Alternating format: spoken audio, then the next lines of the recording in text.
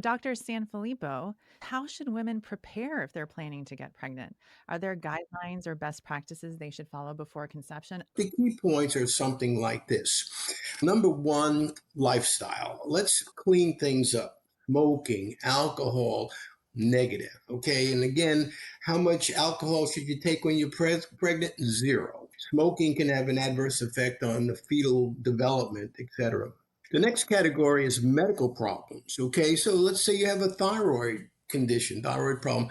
Let's get that in tip top shape. Diabetes comes to mind. And if you're a diabetic, you automatically know about hemoglobin A1C. Get that hemoglobin A1C 6 or less. So let's take care of medical problems. Vaccination. Are you up to date? Because you want to get that done before you get pregnant. And then another good thing is called a carrier screening. So it'd be a good idea for you, the patient, if it's not already offered to you, to say, hey, can I be tested to see if I carry the gene like for cystic fibrosis? And so if you're a carrier, then your partner also has to be tested.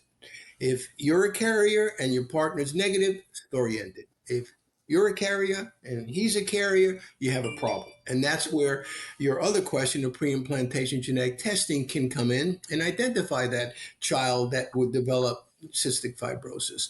So the other thing is prenatal vitamins. I always say to a patient, I want you to get pregnant when you have good levels of folic acid. What are we talking about? Being on prenatal vitamins, folic acid for several months before you even attempt a pregnancy.